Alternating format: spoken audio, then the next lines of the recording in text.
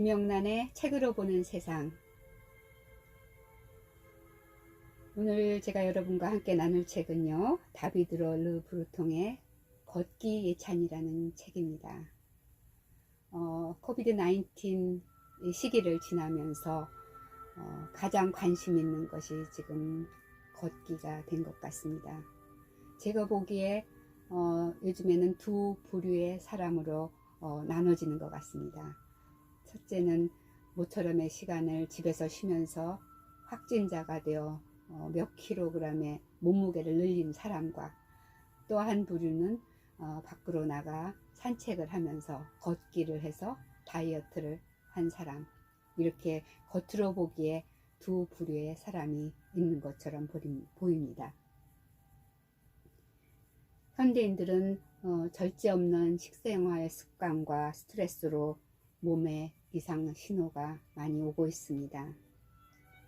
걷는 것이 건강의 최고라는 사실은 누구나 다 알지만, 모처럼 한번 걸어주면 마치 자신의 몸에 큰 선심이라도 쓴 것처럼 기분이 드는 것도 사실입니다.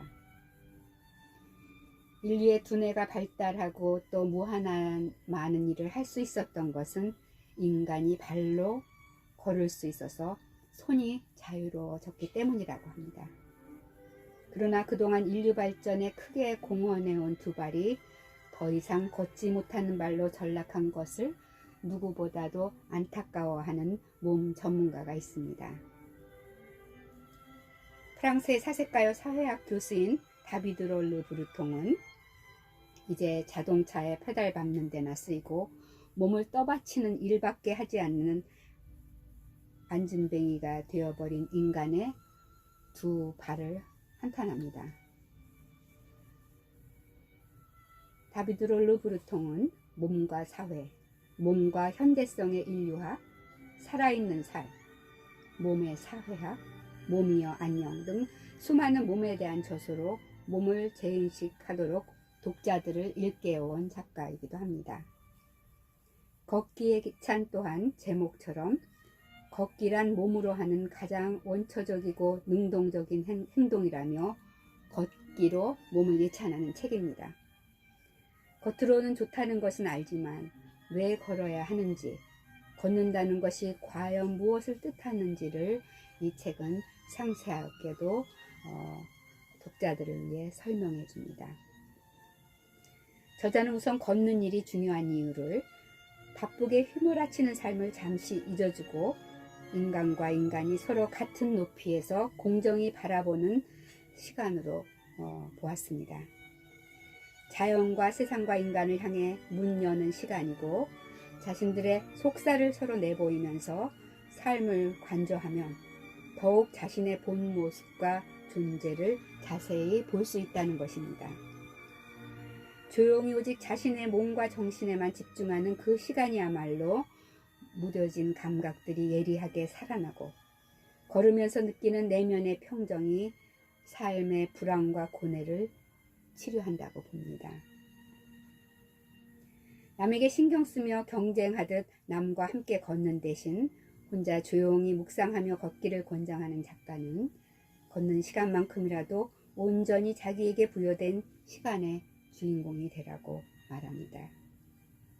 침묵하며 걸을 때 상상력이 활발해지고 탐험과 명상의 세계로 들어가기 쉬우며, 그때 새롭게 모든 것에 대한 깨달음이 온다는 것입니다.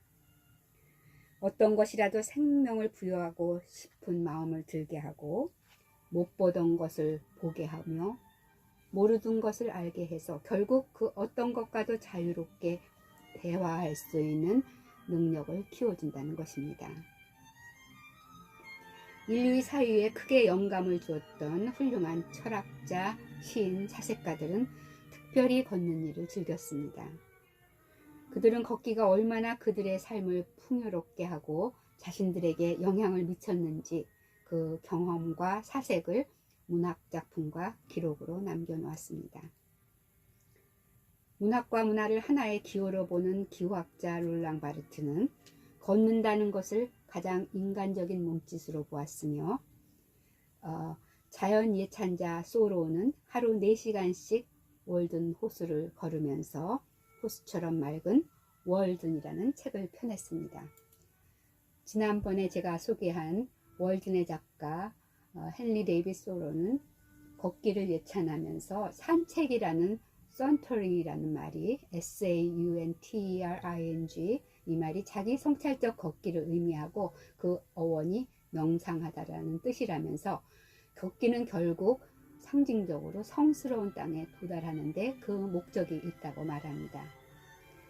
걷는 사람이 구불구불한 길들을 걸어가면서 자신의 내면의 길을 더듬으면서 또 걷는 동안 세상을 이해하고 손잡고 너그러워진다는 의미가 아닐까 생각해 봅니다. 또 인간은 자연과 감정적으로 화합한다고 보고 단순하고 고독하게 사는 것을 찬미했던 장자크 루소는 걷는 시간을 겸손해지고 근본적인 사색을 하는 가장 행복한 순간으로 보았습니다. 참으로 극단적이긴 하지만 세계적인 비극적 천재 시인으로 불리는 랭보는 한쪽 다리를 잃을 정도로 걷다가 다리를 절단하고 고향으로 돌아가기도 했습니다. 자신과 자연과 타인의 관계에 끝없이 질문하고 성찰하며 걸었던 키에르케고르, 니체 등 위대한 이들의 걸음걸음마다 그들이 얻었다는 즐거움과 느림의 미학의 진수가 깊이 우러납니다. 작가는 걷는 일 그 행위 자체보다 내면의 본질을 찾는 데 그 의의를 두면서 모든 감각을 열고 능동적으로 명상하는 끝없는 기도의 한 형식으로 걷기를 보았습니다.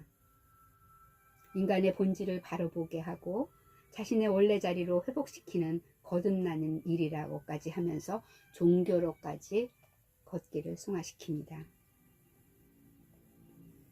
계절과 시간의 변화를 여행으로 보는 작가는 자연과 여행하면서 그 속에서 인생을 묵상하고 행복한 고독과 자유로 침잠해 보기를 간곡히 권면합니다.